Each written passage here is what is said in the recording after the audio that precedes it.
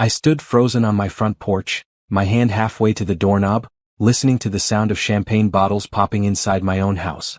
Through the window, I could see my entire family gathered in my living room, celebrating something.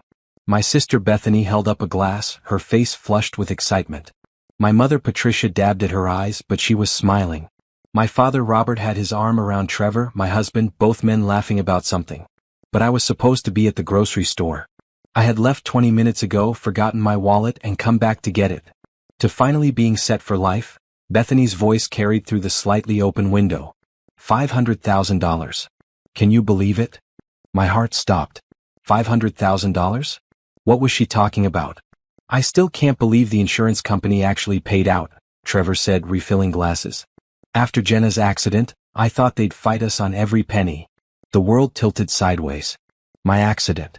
6 months ago, a delivery truck had run a red light and slammed into my car. I'd spent 2 weeks in the hospital, another month in physical therapy.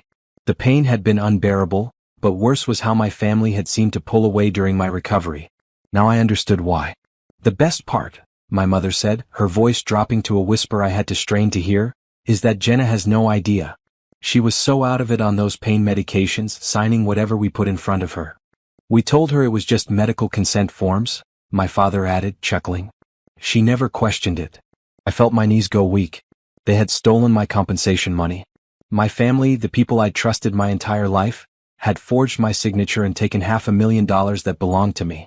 So what do we do about Jenna now? Bethany asked. She's still living here, still mooching off Trevor. Mooching? I worked full-time as a teacher. I paid half the bills. How was that mooching? Trevor shrugged, and I saw him exchange a look with Bethany that made my stomach turn. We'll figure something out.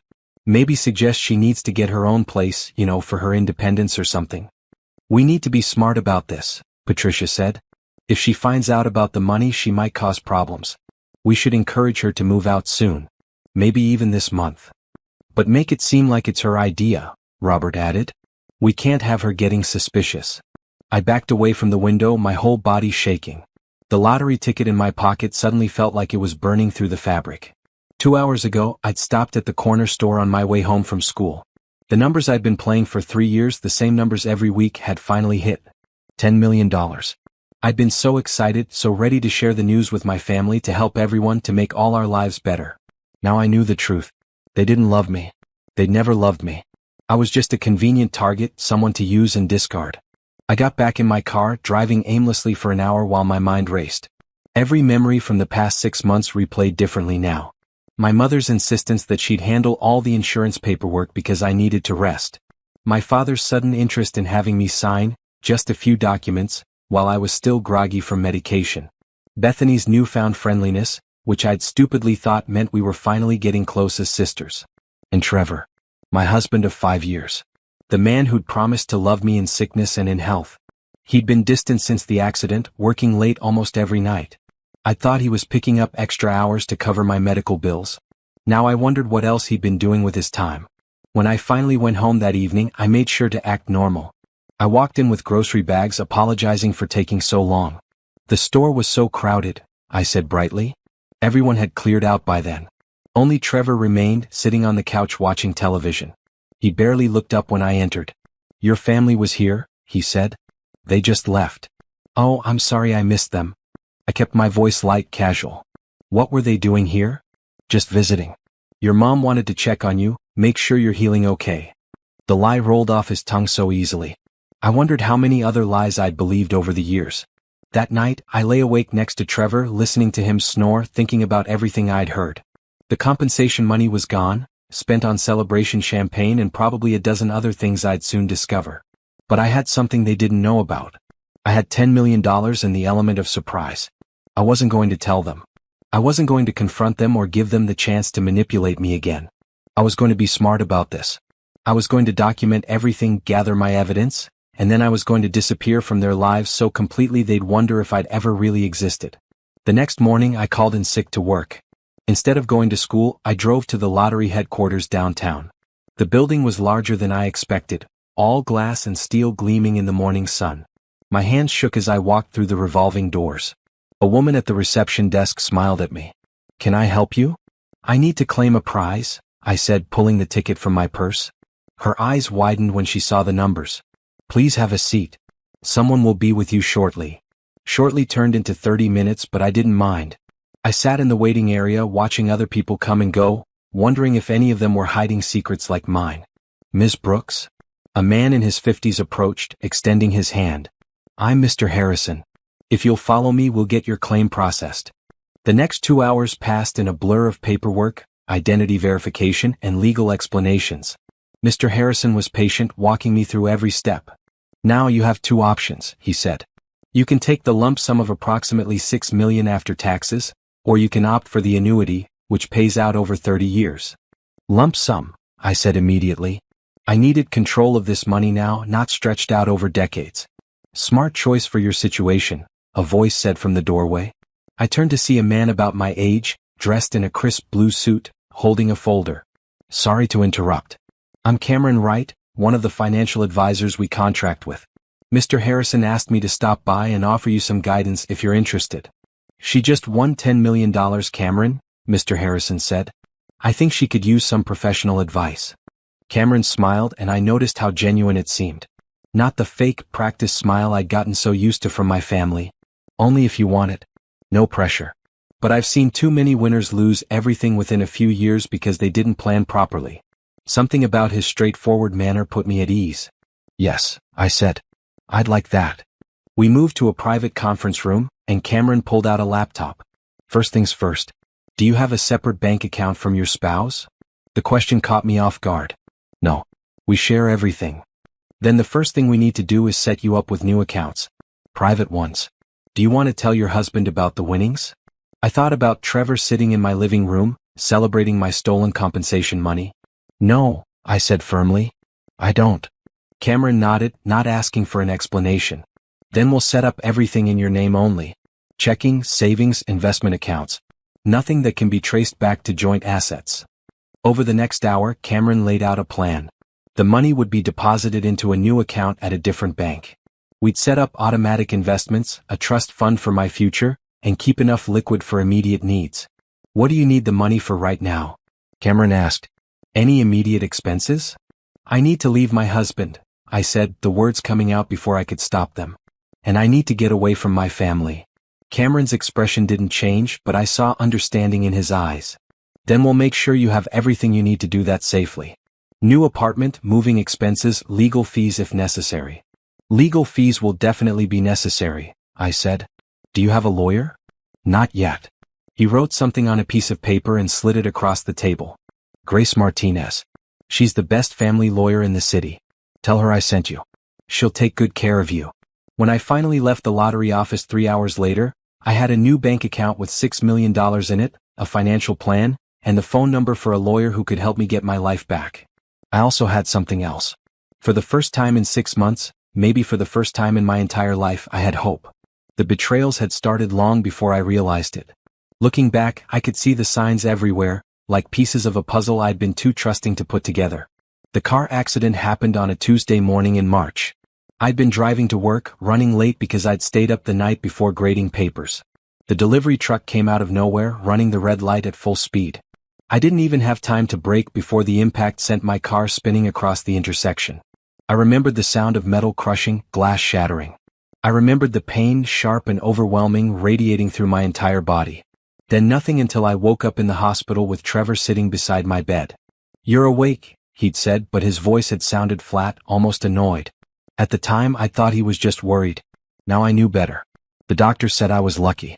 Broken ribs, a fractured wrist, severe bruising, but nothing that wouldn't heal. The pain medication they gave me was strong, making everything fuzzy around the edges. My family visited constantly those first few days, bringing flowers and cards and concerned faces. Don't worry about anything, my mother had said, stroking my hair like she used to when I was a child. We're handling everything. The insurance, the medical bills, all of it. You just focus on getting better. I've been so grateful.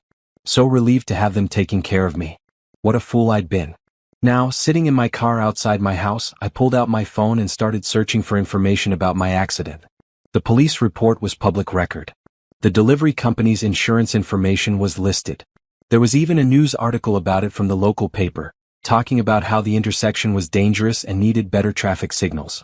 But nowhere did I find any mention of a settlement or compensation payout. That kind of information would be private, of course, but it gave me an idea. I called the insurance company listed in the police report. "Good afternoon, thank you for calling Coastal Insurance. How can I help you?" "Hi, my name is Jenna Brooks. I was involved in an accident with one of your insured drivers in March, and I'm trying to get information about my claim." "One moment, please." The hold music played for what felt like forever. "Ms. Brooks, I'm showing that your claim was settled in July. The check was sent to the address on file." "July. 2 months ago." Right around the time Bethany had suddenly bought a brand new car, claiming she'd saved up for it. "Can you tell me what address that was?" 1247 Oakwood Drive. "My parents' house." "And the check was made out to?" "Jenna Brooks, but it was co-signed by Patricia Brooks as your designated representative. According to our records, you were unable to handle your own affairs due to medical incapacity, so your mother filed the paperwork as your power of attorney." Power of attorney. They'd made me sign over power of attorney while I was drugged up on pain medication, and I'd been too out of it to understand what I was doing. "Thank you," I managed to say before hanging up. I sat there for a long moment, letting the full weight of it sink in. My mother had forged legal documents. My father had gone along with it. Bethany had benefited from it. And Trevor, my husband, had celebrated with them. But that wasn't the only betrayal, was it? I thought about Trevor's behavior over the past 8 months. The late nights at work. The way he'd pull away when I tried to kiss him. The new cologne he'd started wearing. The phone calls he'd take in another room, his voice low and intimate in a way it never was with me anymore. I opened the web browser on my phone and logged into our cell phone account. We shared a plan, which meant I could see all the activity on his line. My hands shook as I scrolled through his call log. There. The same number over and over again. Multiple calls every day, some lasting an hour or more. Text messages sent at all hours. The activity had started 8 months ago and continued right up through yesterday. I clicked on the details for the number and ran it through a reverse lookup site. The name that came back made my stomach turn. Amber Wilson. I knew that name. Amber worked at Trevor's office in the marketing department. I'd met her at the company holiday party last year. She was pretty with long brown hair and a bright smile. She'd seemed nice, friendly even. I remembered thinking Trevor was lucky to work with such pleasant people. Now I pulled up Trevor's social media accounts.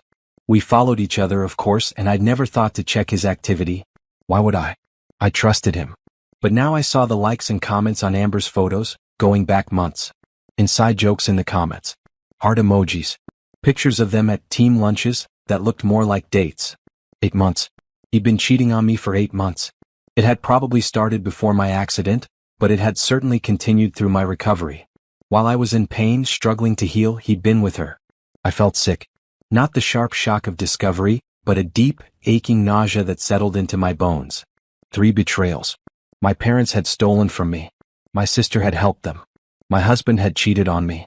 The 4 people I'd loved most in the world had all turned out to be strangers wearing familiar faces. I couldn't go into the house. Not yet. Instead, I drove to the public library and set up at a computer in a quiet corner. If I was going to do this right, I needed evidence. Real, documented, undeniable evidence. I created a new email address that Trevor didn't know about. Then I logged into every account we shared, taking screenshots of everything. Bank statements showing money I didn't recognize being spent. Credit card charges at restaurants I'd never been to. Hotel rooms booked on nights when Trevor claimed he was working late. I documented it all, saving everything to a new cloud storage account. Next, I turned my attention to my parents. The power of attorney documents would be filed with the insurance company and probably with the county. I made a list of everything I'd need to request, every piece of paper that would prove they'd stolen from me. By the time the library closed at 8, I had a folder full of evidence and a plan forming in my mind. I went home to find Trevor already in bed, scrolling through his phone. "Where were you?" he asked, not looking up. "Just driving around, thinking." I started getting ready for bed, keeping my movements normal, casual. I've been thinking maybe I should get my own place. That got his attention. He sat up, his expression carefully controlled.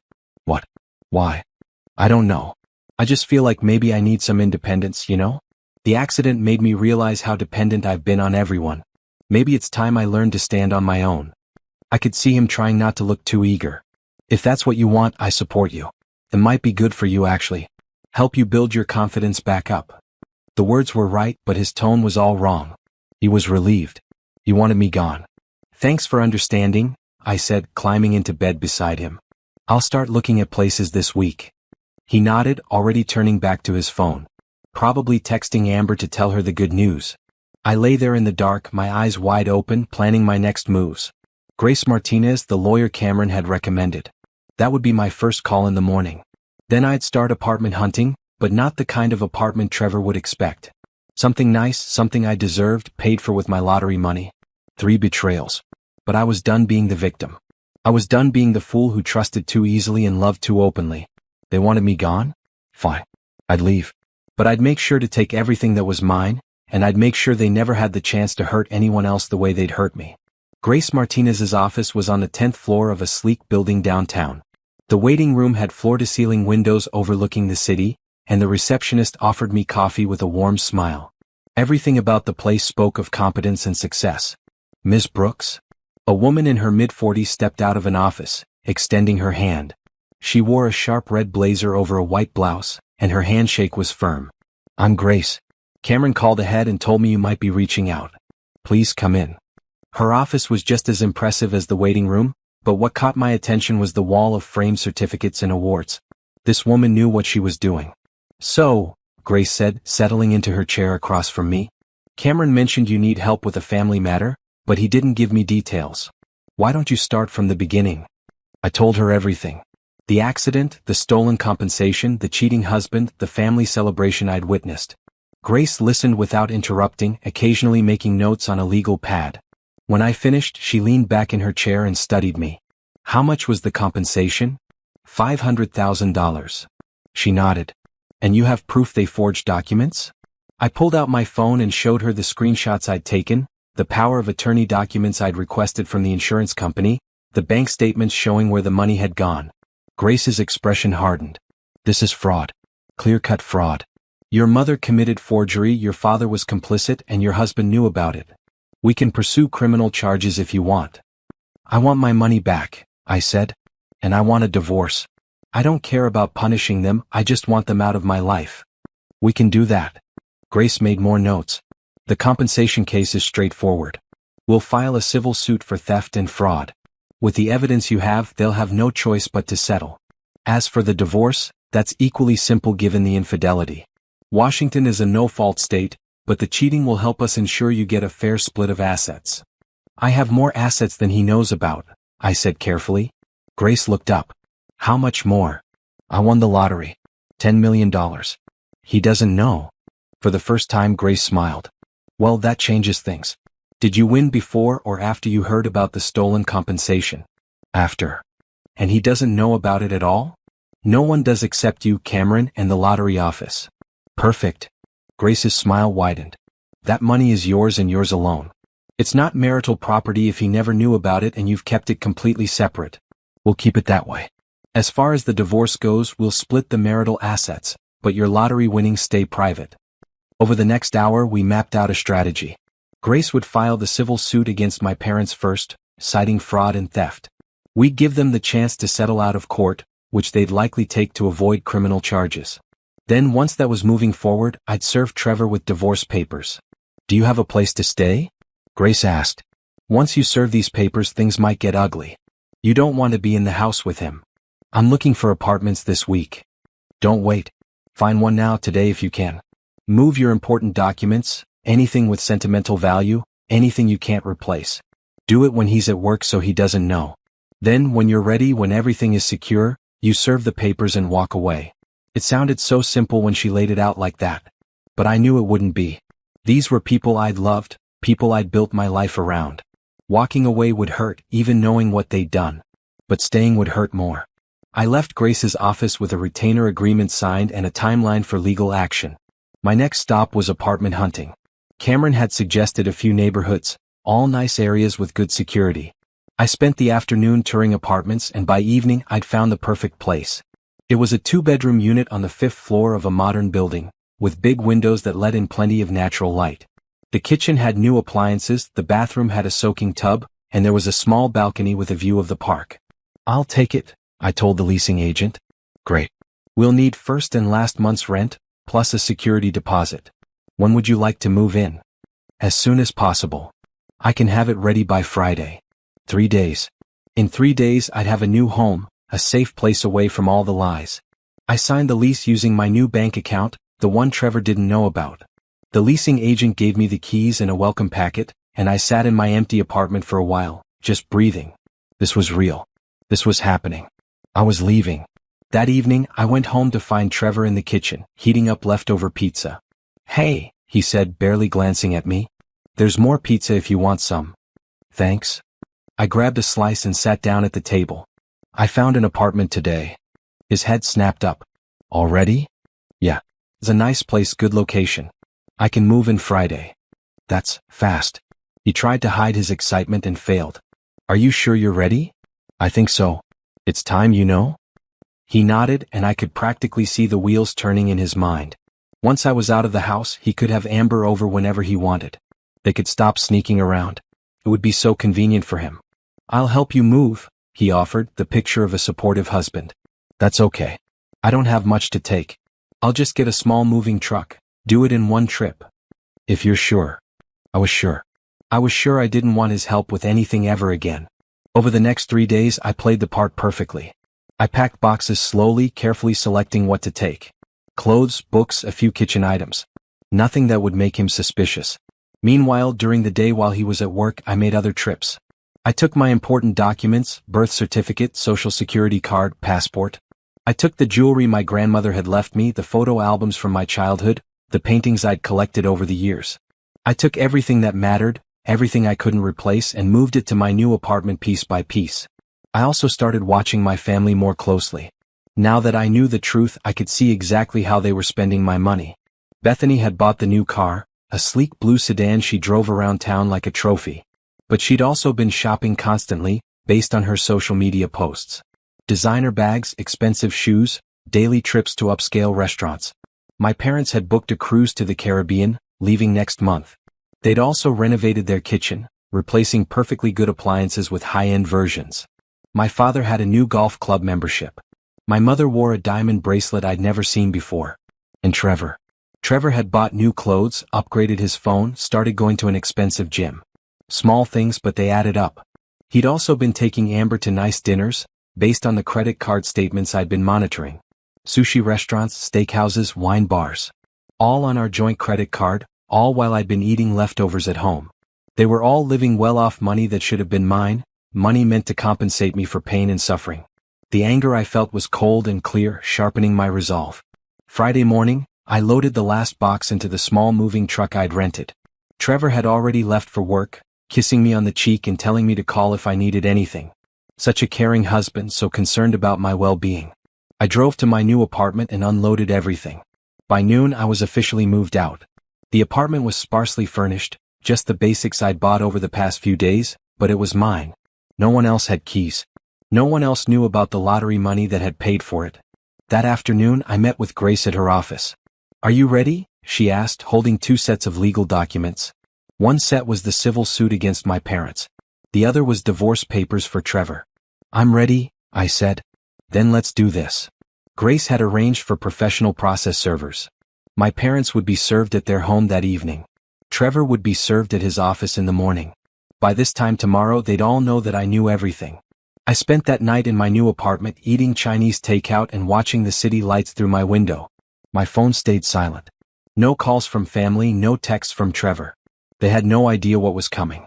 Somewhere across town, a process server was knocking on my parents' door. Somewhere in an office building, another server was preparing papers for Trevor. The wheels were in motion now, and there was no stopping them. I thought about the girl I'd been just a week ago. Trusting, naive, so ready to believe the best in people. That girl was gone. In her place was someone harder, someone who knew that love didn't mean anything if it wasn't backed up by loyalty and respect. They taught me that lesson. Now I was going to teach them one of my own. That you couldn't steal from someone, cheat on someone, betray someone, and expect to get away with it. Not anymore. The call came at 7 in the morning. My mother's number flashed on my phone screen, calling over and over. I let it go to voicemail. Then my father called. Then Bethany. Then Trevor. I listened to the voicemails while drinking coffee in my new apartment. "Jenna, what is this?" My mother's voice was shrill, panicked. "We've been served with some kind of lawsuit. This is ridiculous. Call me back immediately." My father sounded angry. Jenna, I don't know what you think you're doing, but this is family. You don't sue family. Call us so we can sort this out. Bethany was crying. How could you do this? After everything we've done for you. I can't believe you'd turn on your own family like this. Trevor was the most interesting. His message was calm, measured. Jenna, I got divorce papers today at work. In front of my entire office. That was humiliating. I think we need to talk about this face to face. Whatever's going on, we can work it out. Don't throw away 5 years of marriage without at least talking to me. I deleted all the messages and blocked their numbers. Grace had warned me this would happen. They'll try to manipulate you, she'd said. They'll cry, they'll get angry, they'll promise to change. Don't engage. Let me handle all communication. So that's what I did. When the texts started coming, I forwarded them all to Grace and then blocked the senders. When my mother showed up at my old apartment, she'd find it empty. When Trevor tried to find me, he'd discover I'd vanished. I went to work on Monday like nothing had happened. My coworkers asked how my weekend was, and I smiled and said it was fine. During lunch, I sat in my classroom grading papers, my phone in my purse on silent. After school, I had a meeting scheduled with Cameron at a coffee shop near my new apartment. He'd been helping me set up investment accounts, plan for my future, make sure the lottery money was working for me instead of just sitting in a bank. How are you holding up? He asked when I arrived. He was already there, 2 cups of coffee on the table. Better than I expected, I said honestly. I thought I'd feel guilty or sad, but mostly I just feel relieved. That's normal. You're walking away from something toxic. Relief is a healthy response. We spent an hour going over my finances. Cameron had set up a diversified portfolio, with some money in safe investments and some in higher risk options with bigger potential returns. He'd also helped me set up a budget, so I knew exactly how much I could spend each month without touching the principal. You're in a good position, he said, showing me the projections on his laptop. If you're careful, this money could last you the rest of your life. You never have to work again if you don't want to. But I did want to work. Teaching gave me purpose, gave me a reason to get up in the morning. I wasn't ready to give that up. I want to keep teaching, I said. But maybe part-time instead of full-time. And I've been thinking about going back to school, getting my master's degree. Cameron nodded. That's a great plan. Education is always a good investment. We talked for another hour about my goals and dreams, about what I wanted my life to look like now that I had the freedom to choose. It felt good, having someone listen without judging, without trying to tell me what to do. Can I ask you something? Cameron said as we were packing up. Why didn't you tell them about the lottery money? You could have shared it with them even after what they did. I thought about that for a moment. Because they didn't want me. They wanted what I could give them. My family took my compensation money not because they needed it, but because they were greedy. Trevor cheated on me not because I wasn't enough, but because he never valued me in the first place. If I told them about the lottery, they'd have pretended to love me again, and I'd have spent the rest of my life wondering if it was real or just another lie. Cameron nodded slowly. That makes sense. Besides, I added, this money gives me the power to leave. If I'd told them, they'd have found a way to take it or control it or make me feel guilty for not sharing. This way, I get to decide my own future. Over the next few weeks, I built my new life piece by piece. I furnished my apartment with things I actually liked, not compromises based on what Trevor wanted. I bought a green couch because I'd always loved that color, but Trevor said it was too bold. I hung paintings on the walls, abstract pieces with bright splashes of red and blue that made me happy. I enrolled in a master's program at the local university, classes starting in January. I cut my hours at school to part-time, which my principal supported. You've been through a lot this year, she said. Take the time you need. I made new friends, people I met in my apartment building and at coffee shops and in my graduate courses. People who knew me as just Jenna, not someone's daughter or someone's wife or someone's sister. They liked me for who I was, not what I could give them. Grace kept me updated on the legal proceedings. My parents had hired a lawyer, some guy who tried to argue that I'd signed the power of attorney willingly and couldn't prove otherwise. Grace had laughed when she told me about it. They're grasping at straws, she said. The insurance company has records of your medical condition at the time of signing. You were on heavy pain medication, barely conscious half the time. No court will believe you understood what you were signing. The divorce was moving forward too. Trevor had tried to argue for alimony, claiming he'd supported me during my recovery. Grace had shut that down fast by presenting evidence of his affair.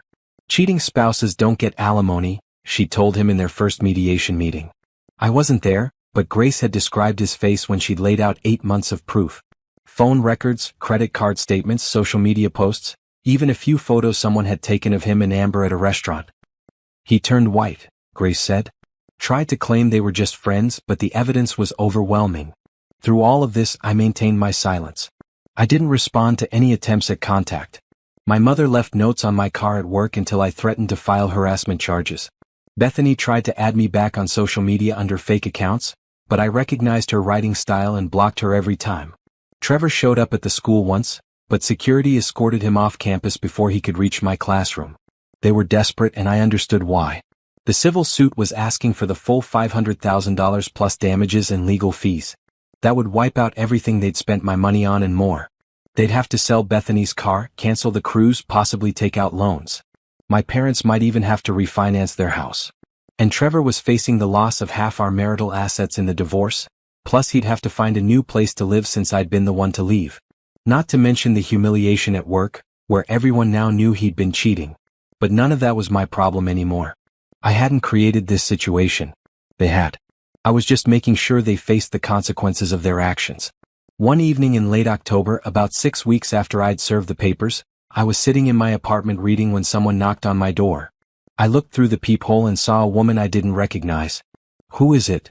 I called through the door. "My name is Amber Wilson. I need to talk to you." My stomach clenched. Trevor's mistress had found me. "I have nothing to say to you," I said. "Please. Just 5 minutes. I know you have no reason to trust me, but I need to tell you something." Against my better judgment, I opened the door, keeping the chain lock engaged. "What do you want?" Amber looked terrible. Her eyes were red, her hair was messy, and she was wearing sweatpants and a hoodie. This wasn't the polished woman I remembered from the holiday party. "Trevor told me you didn't know," she said, her voice shaking. "He said you two had an arrangement, that you were separated but still living together for financial reasons. I swear, I didn't know he was lying until you served the divorce papers. If I'd known he was actually married, really married, I never would have gotten involved." I stared at her. "You came here to tell me you didn't know he was married? After 8 months of an affair?" "I'm not asking for forgiveness," she said quickly. "I know what I did was wrong even if I believed his story. I just wanted you to know that he's a liar. He lied to me, he lied to you, and he's probably lying to his lawyers too. Whatever he tells the court, don't believe him." "I wasn't planning to," I said. Amber nodded. "Good. And one more thing. He's been coming to my apartment, begging me to take him back. He says once the divorce is final, we can be together for real. But I told him I'm done. I don't want anything to do with him." "Smart choice," I said. She gave me a sad smile. "I really am sorry. For what it's worth." I closed the door without responding. Her apology meant nothing to me. She'd still slept with my husband, still participated in the betrayal, still hurt me whether she meant to or not. But I filed away the information she'd given me. Trevor was trying to get back together with her. That meant he wasn't trying to get back together with me. Good. It would make the divorce cleaner. November came, bringing cold rain and early darkness. The court date for the civil suit was set for mid-December. The divorce would be finalized in January.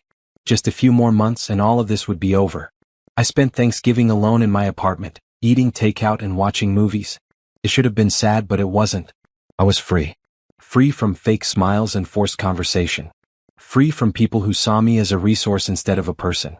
The next day, Cameron texted asking if I wanted to get coffee. We'd been meeting regularly over the past months, ostensibly to discuss my finances, but our conversations had started to drift into other topics. Books, movies, our childhoods, our hopes for the future. "How was your Thanksgiving?" he asked when we met at our usual coffee shop. "Quiet," I said. "Yours?" "The same. My family's all out of state and I didn't feel like traveling this year." We sat in comfortable silence for a while, sipping our coffee and watching people pass by outside. "Can I ask you something?" Cameron said eventually. "Do you ever regret it? Walking away from everyone?" I thought about the question carefully. "No," I said finally. "I regret that they gave me a reason to walk away. I regret that people I loved turned out to be people I couldn't trust. But leaving? That was the best decision I've ever made." He nodded. "You're stronger than you think you are." "I'm learning that," I said. And I was. Every day I was learning that I could stand on my own.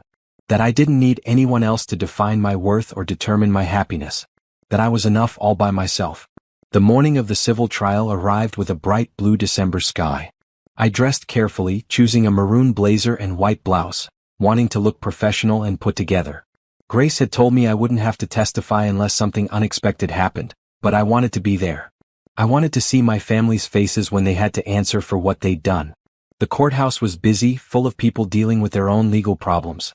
I sat in the hallway outside the courtroom waiting for Grace to arrive. She showed up 15 minutes before we were scheduled, carrying a briefcase full of documents. "Ready?" she asked. "Yes." We walked into the courtroom together. My parents were already there with their lawyer, a middle-aged man in an ill-fitting suit. Bethany sat behind them in the gallery looking nervous. None of them looked at me when I entered.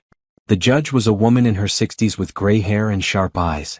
She reviewed the case file while we all sat in silence, then looked up at my parents' lawyer. "Counselor, I've read your defense and I have to say it's rather weak. You're claiming your client had proper authority to sign on behalf of the plaintiff, but the medical records clearly show she was incapacitated at the time." Their lawyer stood. "Your Honor, the power of attorney was signed willingly. My clients were simply trying to help their daughter during a difficult time. By taking $500,000 and not telling her about it?" The judge's tone was skeptical. "That doesn't sound like help to me. That sounds like theft." I watched my mother's face turn red. My father stared at his hands. The trial lasted 3 hours. Grace presented our evidence methodically and clearly. Medical records showing my condition at the time I'd signed the power of attorney. Insurance company records showing where the money had gone. Bank statements proving my parents had deposited the check and spent the money on themselves. Text messages I'd recorded at the champagne celebration. My parents' lawyer tried to argue that I'd benefited from the money indirectly, that they'd used some of it to pay my medical bills. Grace demolished that argument by showing that my medical bills had been covered by my health insurance and that not a single dollar of the compensation had gone toward anything related to my care.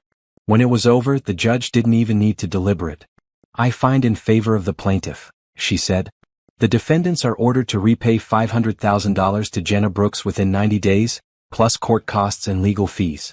Additionally, I'm referring this case to the district attorney's office for potential criminal prosecution." My mother gasped. My father's head dropped. Bethany started crying in the gallery. I felt nothing. No satisfaction, no vindication, just a quiet sense of things being put right. Outside the courthouse, my parents tried to approach me. "Jenna, please," my mother said, her voice desperate. "We're your family. We can work this out." "You stopped being my family when you stole from me," I said calmly. "Grace will be in touch about payment arrangements." I walked away, leaving them standing on the courthouse steps. The divorce hearing was 2 weeks later, much simpler than the civil trial. Trevor had finally agreed to settle once he realized he couldn't win. We split the marital assets 50-50, which wasn't much since we'd both been working and keeping our money mostly separate. He got the house since he'd been living there and I'd already moved out. I got my car, my personal belongings, and half of our savings account. What he didn't know was that the savings account was nearly empty because I'd quietly withdrawn my contributions before filing for divorce. Grace had helped me document that those funds were mine alone, separate from any joint assets. When we signed the final papers, Trevor looked at me across the table in the lawyer's office. "Was I really that bad?" he asked. "Did I really deserve all this?" I met his eyes steadily. "You cheated on me for 8 months. You celebrated stealing my compensation money with my family. You tried to convince me to move out so you could have the house to yourself and keep seeing your mistress. So yes, Trevor, you deserved this." He looked away first. That evening, I went home to my apartment and poured myself a glass of wine. It was done. The divorce was final, the civil case was settled, and I was legally and officially free from all of them. My phone rang. Cameron's name appeared on the screen. "Hey," I answered. "What's up? I heard the divorce was finalized today. I wanted to check on you, see how you're doing." "I'm okay. Actually, I'm better than okay. I feel like I can finally breathe." "That's good. Listen, I know today was probably emotionally draining, but would you want to grab dinner? Just as friends, no pressure. I thought you might not want to be alone." I thought about saying no. Thought about protecting myself, keeping walls up, not letting anyone new in. But Cameron had been kind to me over the past months, supportive without being pushy, helpful without expecting anything in return. Maybe it was time to start trusting people again, even just a little. "Dinner sounds good," I said. We met at a small Italian restaurant, nothing fancy, just good food and quiet atmosphere. We talked about everything except my family and Trevor. Cameron told me about growing up in Seattle, about his college years, about why he'd become a financial advisor. I like helping people build security, he said.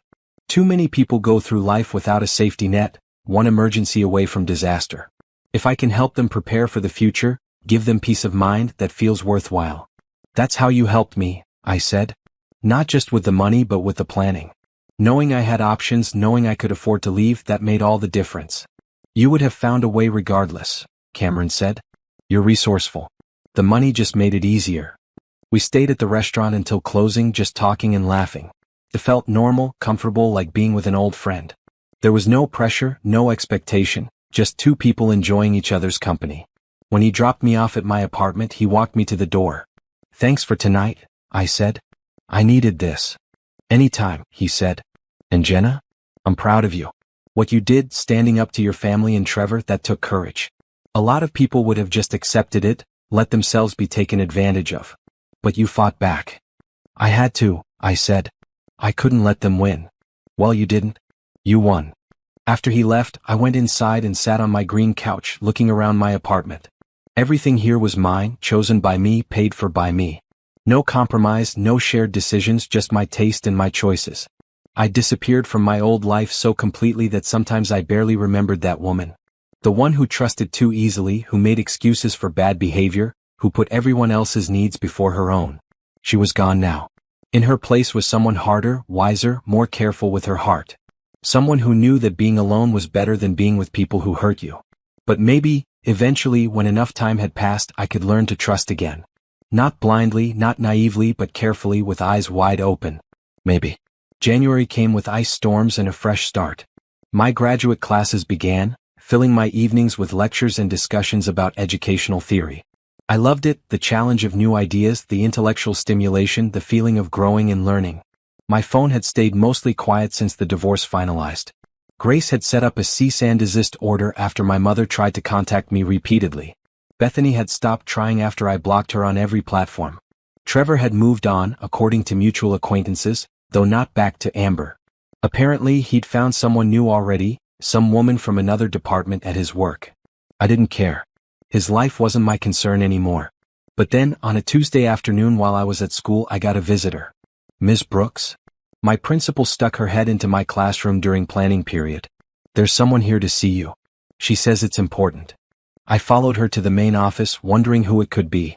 When I saw Amber Wilson sitting in the waiting area, I almost turned around and left. 5 minutes, she said when she saw me. Please? Then I'll never bother you again. Against my better judgment, I nodded. We went outside to the parking lot where we could talk privately. What do you want, Amber? I'm pregnant, she said bluntly. It's Trevor's. The words hit me like a physical blow. Pregnant. Trevor was going to be a father. Why are you telling me this? Because he doesn't know yet, and when I tell him, he's going to flip out. He's going to try to come to you, try to get you to help him somehow. I wanted to warn you first. I stared at her. Why would he come to me? We're divorced. Because that's what he does. When things get hard, he runs to whoever he thinks will fix it for him. He came to me when his marriage got difficult. He went back to his parents when I kicked him out. Now he'll probably try you again, act like you're still together, still responsible for him. I'm not, I said firmly. I know. That's why I'm warning you. Don't let him pull you back in. He's not worth it. She paused. For what it's worth, I'm not keeping the baby. I'm scheduling the procedure next week. I just wanted to tell him first, give him the chance to have an opinion even though it won't change my decision. I didn't know what to say to that. This wasn't my situation, wasn't my choice. Okay. And I wanted to apologize again. Properly this time. What I did was wrong even if I believed his lies. I participated in hurting you and I'm sorry. This time I accepted it. Thank you. She nodded and walked back to her car. I stood in the parking lot for a long time after she left, processing the information. Trevor was going to be devastated. Not about the pregnancy necessarily, but about losing control of the situation. About having to face consequences he couldn't manipulate his way out of. Part of me felt bad for him. But only a very small part, and it faded quickly. That evening, as predicted, Trevor called. I'd unblocked his number a few weeks ago, figuring enough time had passed that he wouldn't try anything. Now I regretted it. Jenna, I need to talk to you. It's an emergency. We have nothing to talk about, I said. Please. Just meet me for coffee. 1 hour. I'm begging you. The desperation in his voice was pathetic. No, Trevor. Whatever's going on, it's not my problem anymore. Amber's pregnant. She told me today. I know. She came to see me. She what? You sounded shocked. Why would she do that? To warn me that you'd try to drag me back into your mess.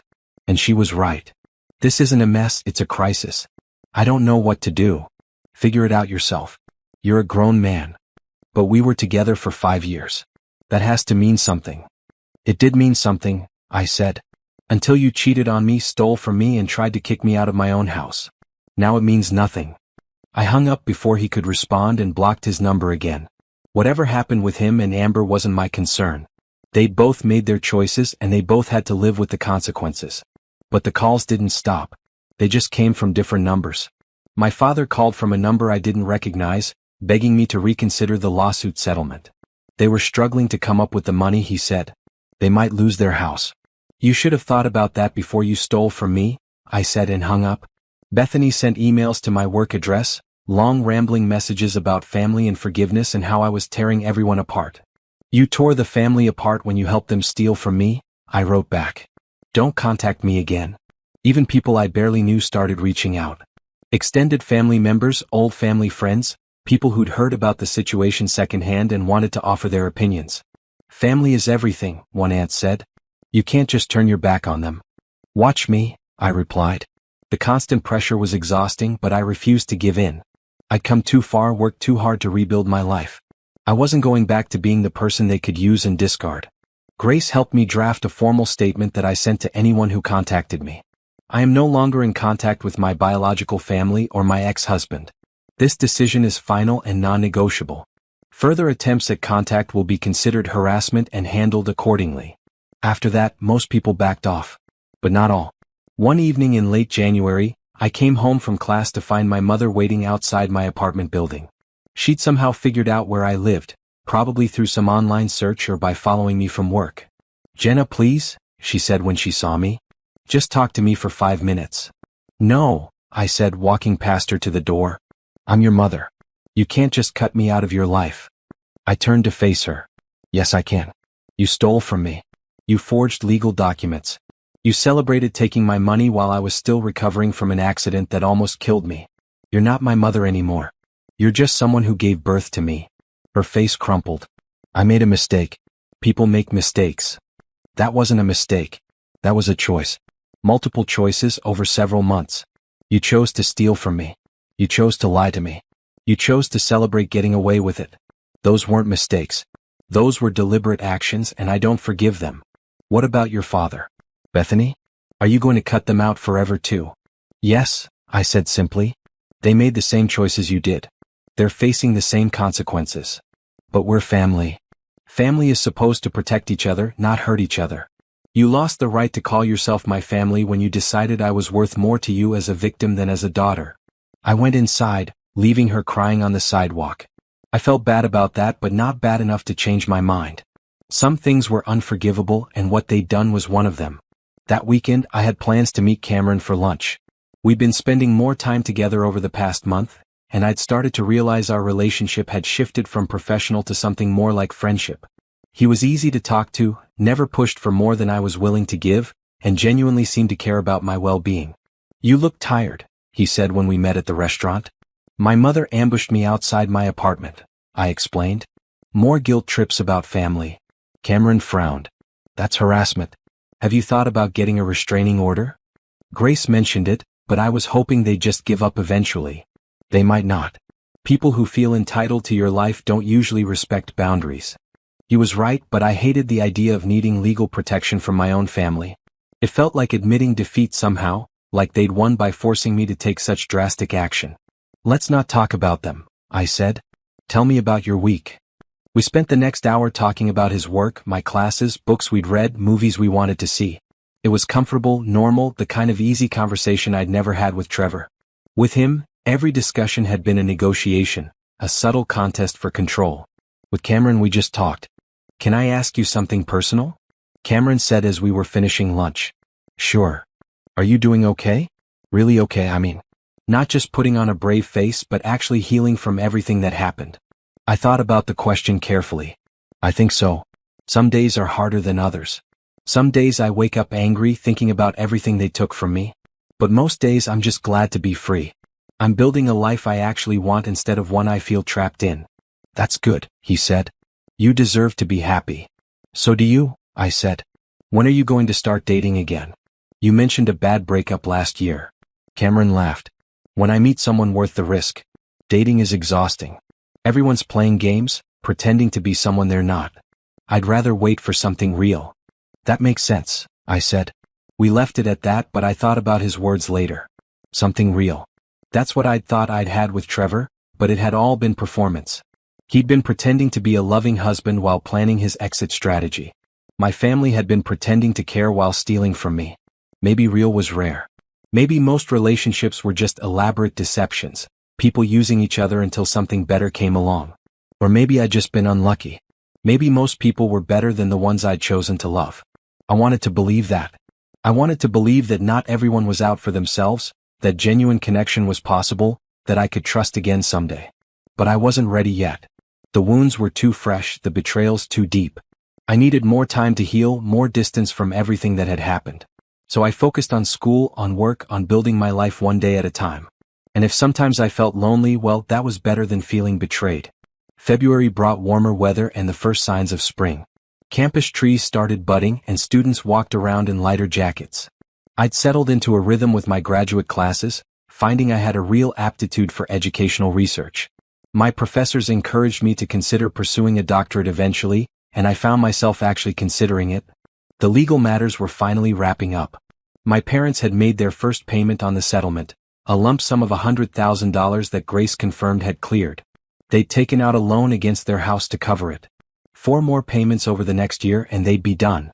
Bethany had sold her car and moved back in with them, unable to afford her own place anymore. Trevor had moved to a smaller apartment across town. According to Grace, who heard through legal channels, he and Amber had no contact anymore.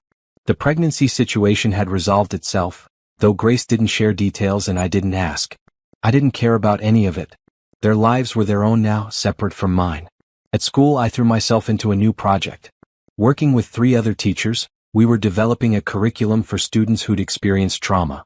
So many kids came to school carrying heavy burdens, dealing with things no child should have to face. I wanted to create a safe space for them, a way to help them learn and grow despite their circumstances. This is really good work, my principal said when I presented the initial proposal. Have you thought about applying for grants? This could be something we implement district-wide. I hadn't thought about that, but the idea excited me. Making a real difference, helping kids who needed it, turning my own pain into something useful. That felt worthwhile. Cameron and I continued our regular coffee dates, which had evolved into dinner sometimes, or movies, or just walks around the park near my apartment. He never pushed for anything more than friendship, which I appreciated. After Trevor, I wasn't sure I could trust my own judgment about relationships. But I was starting to notice things. The way Cameron always listened when I talked, really listened, not just waiting for his turn to speak. The way he remembered small details like how I preferred my coffee or that I hated horror movies. The way he never made me feel less than, never talked down to me or dismissed my opinions. You're good at this, I told him one evening in March. We were sitting in my apartment, working on my investment portfolio, but we'd gotten sidetracked talking about our families. Good at what? Being a friend. Being present. Not expecting anything in return. He smiled. That's just called being a decent person, Jenna? Maybe. But it's rarer than you'd think. We worked for another hour, then Cameron packed up his laptop. At the door he paused. Can I tell you something? He asked. Of course. I like spending time with you. Not because you're a client, not because I feel sorry for you, but because I genuinely enjoy your company. You're smart and funny and resilient. I just wanted you to know that. My heart did something complicated in my chest. I like spending time with you too, I said carefully. Good. He smiled. That's all I wanted to say. I'll see you Friday? Friday, I agreed. After he left, I sat on my couch for a long time, thinking. Was something developing between us? Did I want something to develop? Was I ready for that? I didn't have answers to any of those questions. But I knew I felt safe with Cameron, which was more than I'd felt with anyone in a long time. In early April, I got a call from Grace. Your parents made their second payment, she said. Right on schedule. They're taking this seriously. Good, I said. I'd been half expecting them to default, to force me to take further legal action. The fact that they were complying was almost surprising. "There's something else," Grace added. "Your father called my office. He wanted to know if there was any way to meet with you to apologize formally. I told him I'd pass along the message, but that the decision was entirely yours." I thought about it. Part of me wanted to hear what he had to say.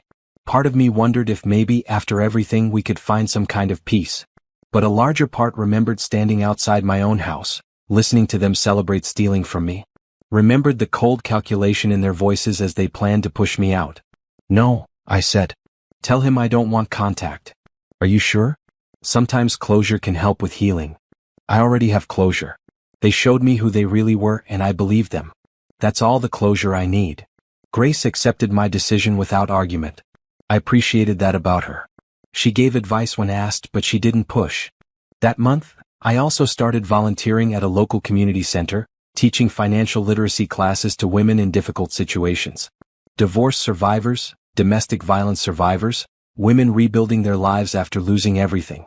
Cameron had suggested it, knowing I wanted to help others but wasn't sure how. "You have knowledge and experience now," he'd said. "Use it to help people who are where you were a few months ago." So I did. Every Tuesday evening, I taught a 2-hour class covering basic budgeting, credit repair, investment strategies, and protecting your assets. The women who came were hungry for information, for tools to help them build security in uncertain times. "You saved my life," one woman told me after her 3rd class. "My ex-husband controlled all our money. I didn't even know how to open a bank account. Now I have my own savings, my own credit card, my own future." Moments like that made everything worthwhile. Made the pain and betrayal feel like they'd served a purpose, taught me lessons I could pass on to others. In May, I graduated with my master's degree. I'd completed the program in just over a year, working hard and taking extra courses to finish early. At the graduation ceremony, I sat alone in the audience of families and friends, watching other students pose for pictures with proud parents and smiling siblings. But then Cameron appeared, carrying flowers. "Congratulations," he said, handing me a beautiful arrangement of bright red roses and blue irises. "I'm proud of you." "You came?" I said, stunned. "Of course I came. You worked hard for this. Someone should be here to celebrate with you."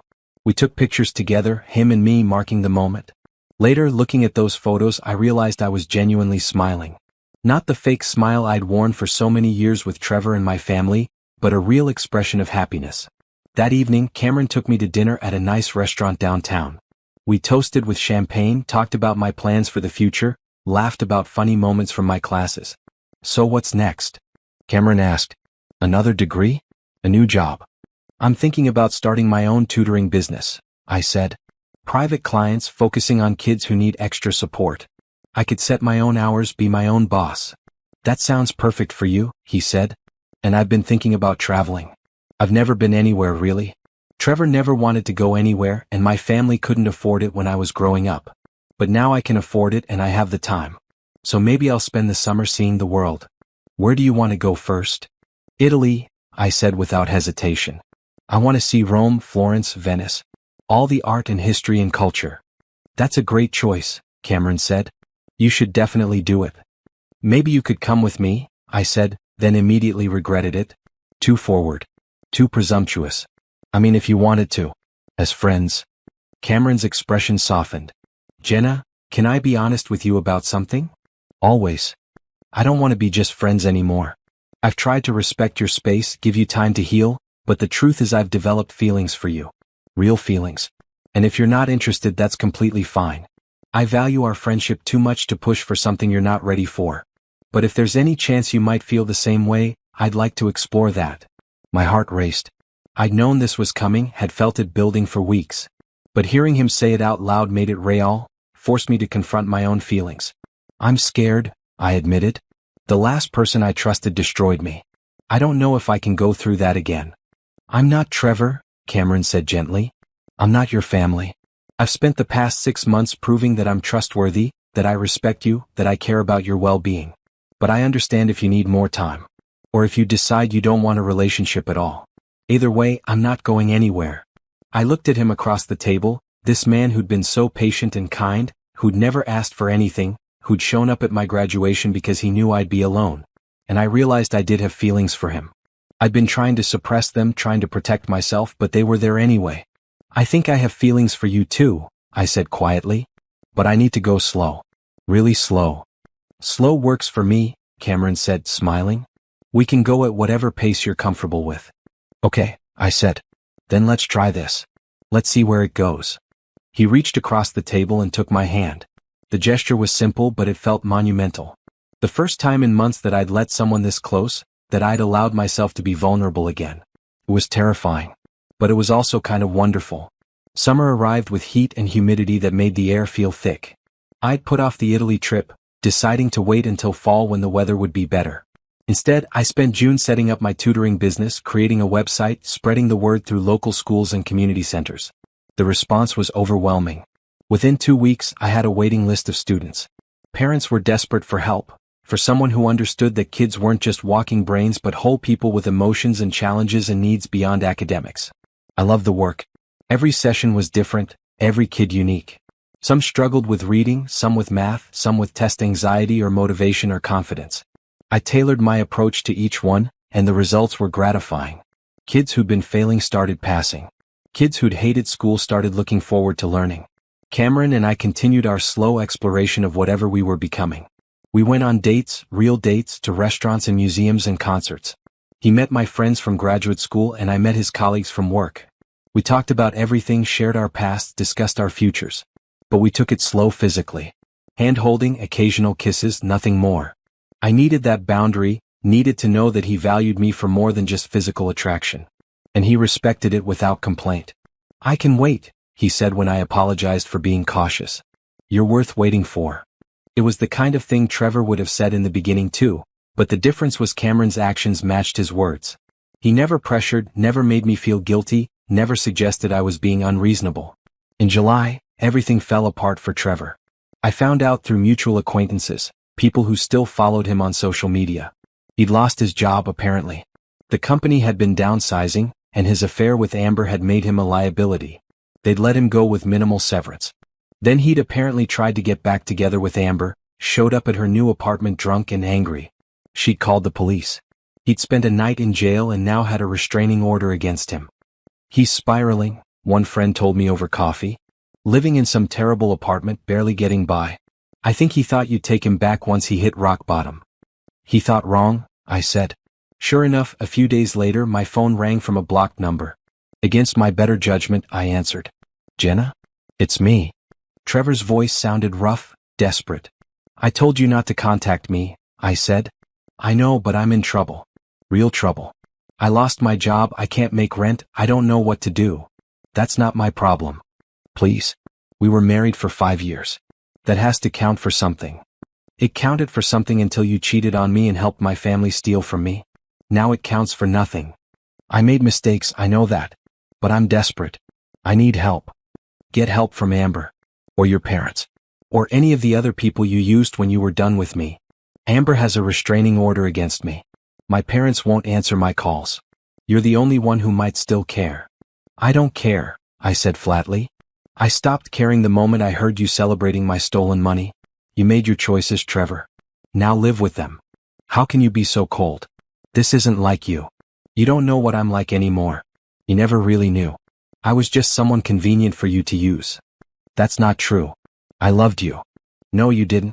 Love doesn't steal. Love doesn't cheat. Love doesn't celebrate hurting someone. What you felt was ownership, not love. And I'm not your property anymore. I hung up and blocked the number. My hands were shaking, but not from guilt or regret. From anger that he'd thought he could call me, that he'd believed I'd come running just because he needed something. Later that week, Bethany tried a similar approach. She sent an email to my work address, the one she still somehow had access to. Jenna, I know you don't want to hear from me, but I'm desperate. Mom and Dad are struggling with the payments. They're going to lose the house. I know you don't care about them anymore, but think about their future. They're getting old. They need stability. I stared at the email for a long time before responding. They stole $500,000 from me. They forged legal documents. They celebrated getting away with it. Their financial problems are the natural consequences of their criminal actions. If they lose their house, they can rent an apartment like everyone else. I will not reduce or forgive the debt. They made their choices. These are the results. I hit send and then set up a filter to automatically delete any future emails from her address.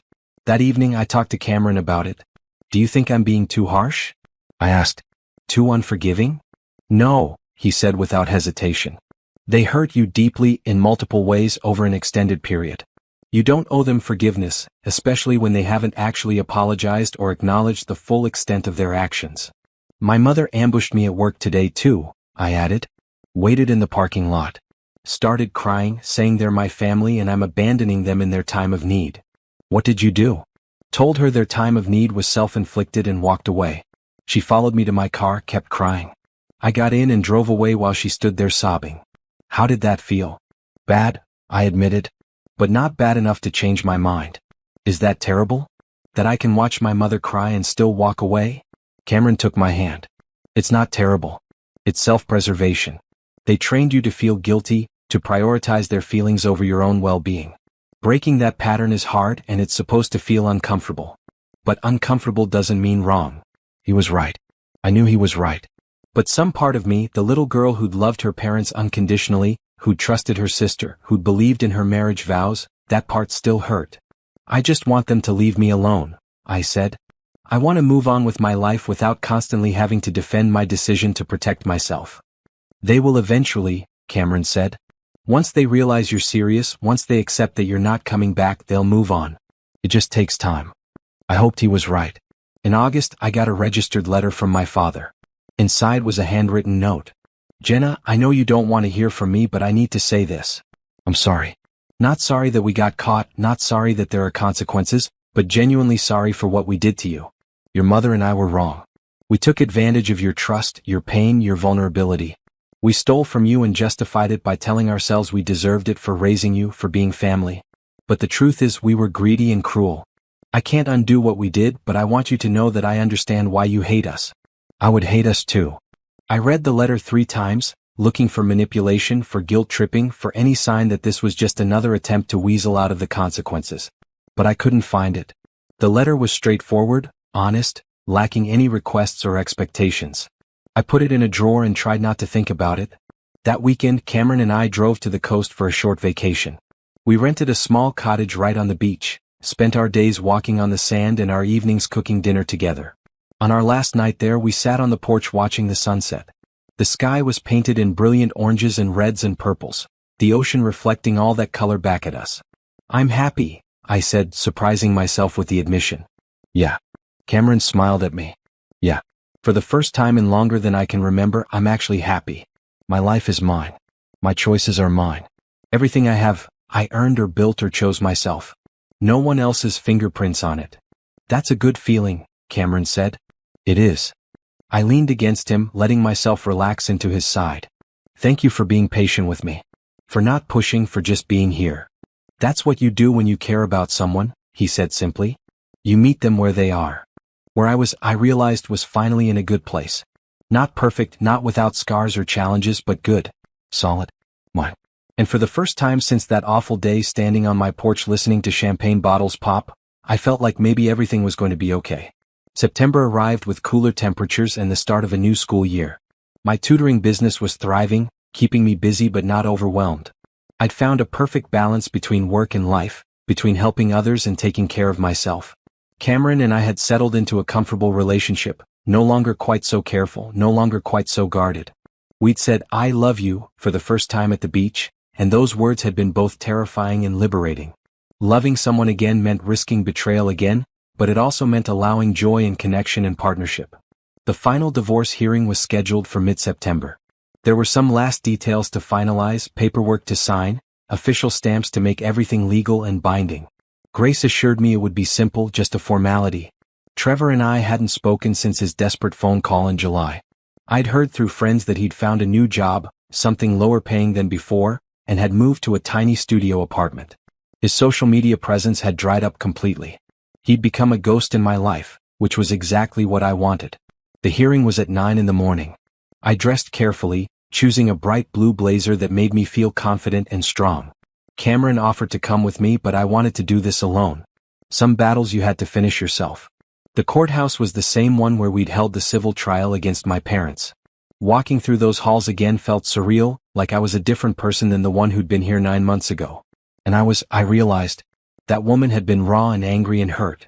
This woman was healed, or at least healing, and ready to close this chapter completely. Trevor was already there with his lawyer when I arrived. He looked terrible, thin and tired, his clothes hanging loose on his frame.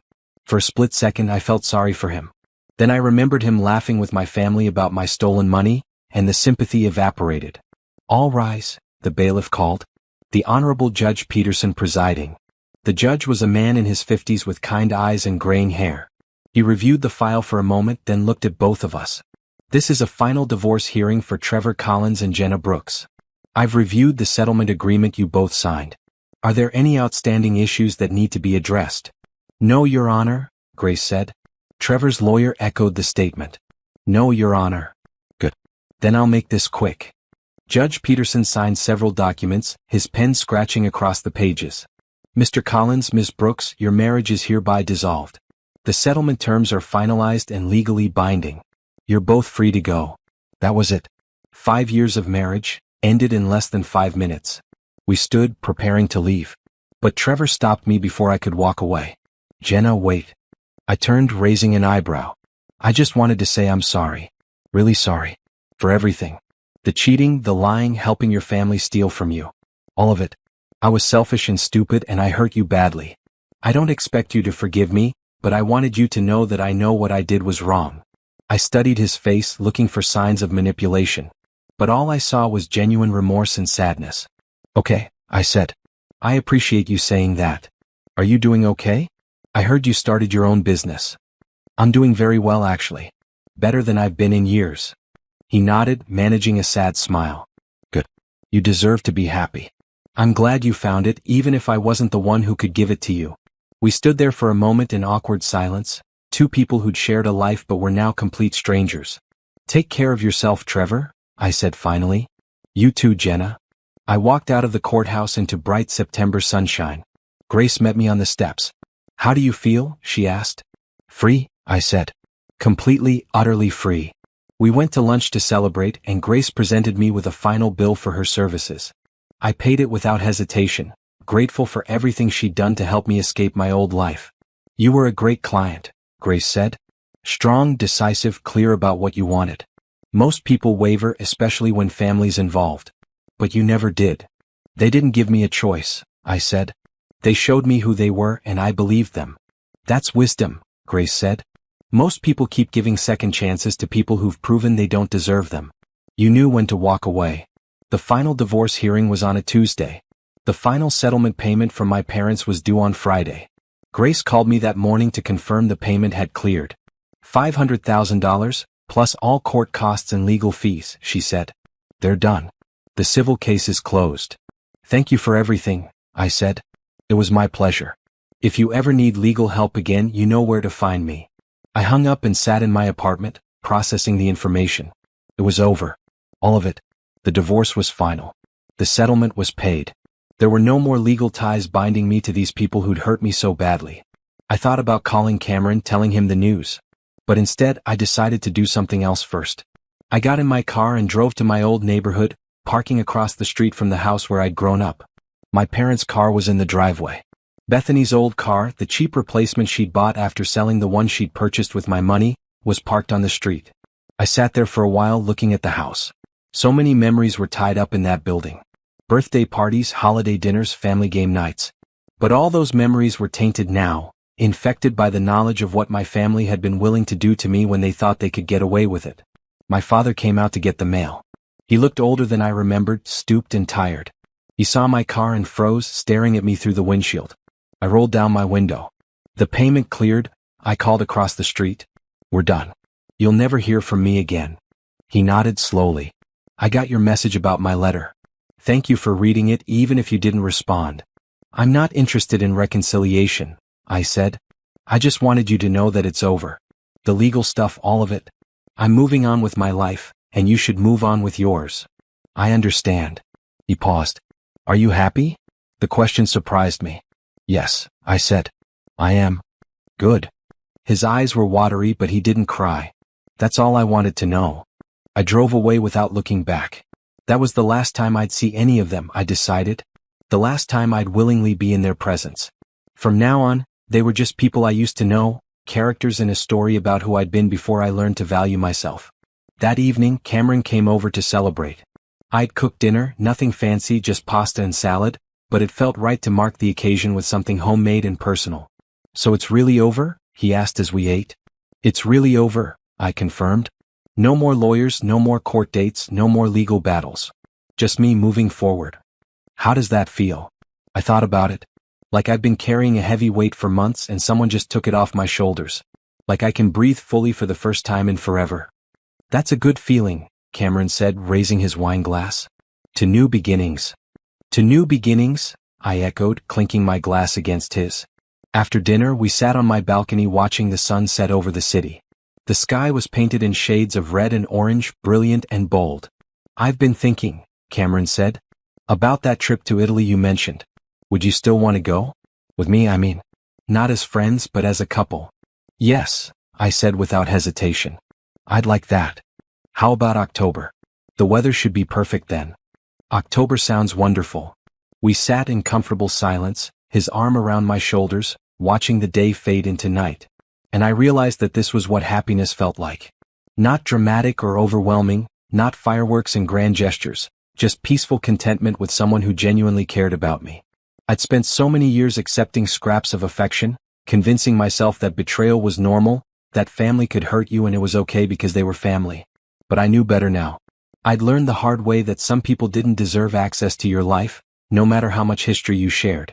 And I'd learned that walking away from poison wasn't weakness. It was the strongest thing you could do. 6 months later, I stood in my new office, arranging books on the shelves. I'd expanded my tutoring business into a full learning center, renting space in a small building downtown. 3 other tutors worked with me now, all of them passionate about helping students succeed. The grand opening was scheduled for next week, and I was both nervous and excited. This was mine, built from the ground up with my own vision and values. No compromises, no partners who might betray me, just my dream turned into reality. My phone buzzed with a text from Cameron. "How's the setup going?" "Good," I typed back. "Almost done with my office. Are you still coming for dinner?" "Wouldn't miss it. See you at 7. I smiled, pocketing my phone. Cameron and I had been together for almost a year now, and the relationship had deepened into something real and solid. We'd gone to Italy in October, spent 2 weeks exploring ancient ruins and Renaissance art and eating incredible food. We talked about moving in together but decided to wait, both of us valuing our independence even as we built something together. It was different from what I'd had with Trevor. Healthier, more balanced, built on actual trust instead of obligation. Cameron never tried to control me or manipulate me. He supported my dreams without trying to claim credit for them. He listened when I talked and actually heard what I was saying. And when I had bad days, when memories of my family's betrayal surfaced and made me question everything, he was patient. He didn't tell me to get over it or that I was dwelling in the past. He just held me and reminded me that healing wasn't linear, that it was okay to still hurt sometimes. The door to my office opened and one of my new tutors poked her head in. "Jenna, someone's here to see you. She says she's a reporter from the local news station." I frowned, confused. "A reporter?" I went out to the reception area to find a woman in her 30s holding a microphone, a cameraman behind her. "Miss Brooks? I'm Rachel Kim from Channel 7 News. We're doing a story about successful local businesses started by women, and your learning center came highly recommended. Would you be willing to answer a few questions?" I hesitated, not sure I wanted to be on television. But then I thought about the kids I was helping, the message I could send about building something from nothing, and I agreed. "Sure," I said. "What would you like to know?" Rachel asked about my background, my teaching philosophy, why I'd started the business. I answered honestly, talking about seeing a need in the community and wanting to fill it, about believing every child deserved individual attention and support. "I understand you also teach financial literacy classes for women," Rachel said. "Can you tell me about that?" "I've been teaching those classes for about a year now. They're free, open to anyone who wants to attend. We cover everything from basic budgeting to investment strategies to protecting yourself from financial abuse." Financial abuse? That's an interesting addition. Unfortunately, it's more common than people realize. Women, especially, can find themselves cut off from their own money, controlled through finances. I teach them how to recognize the warning signs and how to build independence. The interview lasted about 20 minutes. Rachel thanked me profusely, said the segment would air next week, and left with her cameraman. I stood in my empty learning center, looking around at what I'd built. Clean white walls, bright red chairs in the waiting area, big windows letting in natural light. Everything here represented a choice I'd made, a vision I'd executed, a future I'd created for myself. My phone rang. An unknown local number. Hello. Hi, my name is Jennifer Walsh. I saw your website, and I'm hoping you can help my son. He's struggling in school and his teacher suggested a tutor. Of course, I said, pulling up my calendar. Let me tell you about our programs. This was my life now. Helping people, building something meaningful, surrounding myself with good people who treated me with respect. No drama, no betrayals, no one using me for what I could give them. That evening, Cameron came over for dinner as promised. I'd made his favorite meal, chicken with roasted vegetables and garlic bread. We ate on my balcony, enjoying the warm spring evening. I have some news, Cameron said as we finished eating. Good news or bad news? Good news, I think. I've been offered a promotion at work. More money, better benefits, but it would mean relocating to Portland. My heart sank. Portland? That's hours away. I know. And I haven't accepted yet because I wanted to talk to you first. See what you thought about it. It's a great opportunity, I said, forcing enthusiasm I didn't feel. You should take it. Or, Cameron said slowly, you could come with me. Not to give up your business but to expand it. Portland needs good learning centers too. We could start fresh there together. I stared at him. You want me to move to Portland with you? I want to build a life with you, wherever that is. Portland, here, anywhere. As long as we're together. But my business is here. My tutors, my students, everything I've built. You could build it again. Or you could hire a manager to run this location while you start a new one there. Or you could decide you don't want to leave, and we'll figure out a long-distance situation. I'm not giving you an ultimatum, Jenna. I'm just asking what you want. What did I want? A year ago the answer would have been simple. Stay exactly where I was, don't risk anything, don't make changes that might lead to vulnerability. But I wasn't that person anymore. Can I think about it? I asked. Of course. Take all the time you need. Over the next week I thought about nothing else. Portland was a new city, new opportunities, new challenges. But it also meant leaving behind the life I'd so carefully constructed here. I talked to my tutors about it, explaining the situation. They were supportive, offering to help manage the learning center if I decided to go. You've built something great here, one said. But that doesn't mean you have to stay forever. Growth means taking risks sometimes. I talked to Grace, who laughed when I explained my dilemma. A year ago you were trapped in a marriage and stealing from your family. Now you're worried about whether to move to Portland with a man who loves you to start a new business. That's a nice problem to have. She was right. This was a choice made from abundance, not scarcity. Not someone forcing me to do something I didn't want, but me deciding what kind of life I wanted to build. On Saturday I met Cameron at our favorite coffee shop. I have an answer, I said. Okay. He looked nervous, uncertain. I'll come with you to Portland. But I want to keep this learning center running, hire a manager I trust. And I want us to get our own places at first, take things slowly with the cohabitation. I'm not ready to live together yet. Cameron's face broke into a huge smile. That sounds perfect. We'll take it at whatever pace you're comfortable with. And if it doesn't work out, if Portland isn't right for me, I'm coming back here. This is my safety net, my backup plan. Absolutely. No arguments. We sealed the agreement with a kiss, right there in the coffee shop with people watching. And I didn't care, didn't worry about what anyone thought, didn't second-guess my decision. I was choosing my own future, on my own terms, with someone who respected my autonomy and my needs. 2 months later, I stood in a new office in Portland, painting the walls a bright shade of green.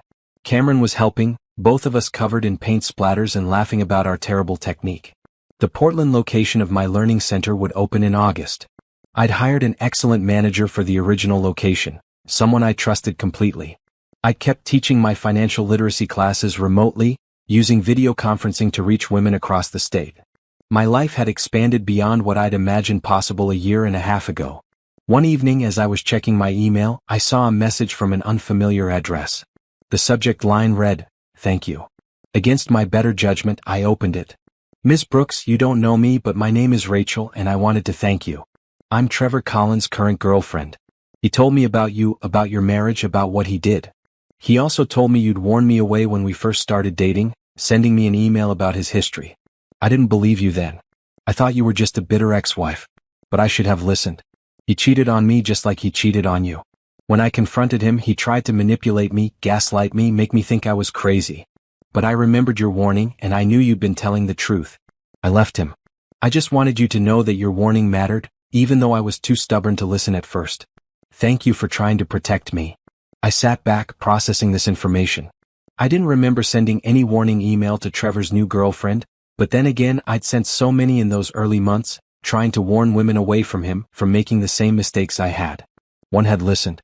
One had protected herself. That meant something. I wrote back a simple response. I'm glad you got out. Stay strong. That was it. No long conversation, no rekindling of trauma, just acknowledgement and support. In September, a year after the final divorce hearing, I got a letter in the mail. My father's handwriting on the envelope. I almost threw it away without reading it, but curiosity won out. Inside was a short note. Jenna, I'm not writing to ask for anything or to try to change your mind. I just wanted you to know that your mother and I are divorcing. The stress of what we did to you, the financial strain, the guilt, it destroyed our marriage. We can't look at each other anymore without remembering what we became. Bethany moved across the country, cut off contact with both of us. Our family is gone and it's our fault. I don't expect your sympathy or your forgiveness. I just wanted you to know that there were consequences for us too. You were right to walk away. I hope you're happy. I read the letter twice, then put it in a drawer with the apology he'd sent months ago. I didn't feel vindicated or satisfied. I just felt sad that it had all come to this, that their greed had destroyed everything. But their choices weren't my responsibility. Their consequences weren't my burden to carry. I was in Portland now, building a new life. I had Cameron, who loved me without conditions. I had my business, which was thriving. I had purpose and peace and the freedom to make my own choices. On a sunny October afternoon, Cameron and I hiked to a viewpoint overlooking the city. We sat on a bench, catching our breath and enjoying the view. Are you happy? He asked, the same question my father had asked me a year ago. Yes, I said, and meant it completely. I'm happy. Good. He kissed the top of my head. You deserve it. I thought about everything I'd been through. The betrayal, the theft, the lies. The pain of walking away from everyone I'd loved. The fear of starting over. The slow process of learning to trust again. It had all been worth it. Every difficult moment, every painful choice, every time I'd had to be stronger than I wanted to be. Worth it to get here, to this moment, sitting next to someone who valued me, looking out at a future I'd chosen for myself. Living well, I'd learned, wasn't just about having money or success or even love. It was about having freedom. Freedom to choose, to walk away from toxicity, to build something new. Freedom to make mistakes and learn from them. Freedom to be yourself without apology. I'd won my freedom the day I'd overheard that champagne celebration. Not by getting revenge or making them suffer, but by choosing myself. By recognizing that I deserved better and having the courage to claim it. And now, looking out at Portland's skyline with Cameron's arm around me, I knew one thing for certain. I would never give that freedom away again. Not for family, not for romance, not for anyone or anything. I was free and I was happy, and that was the best revenge of all.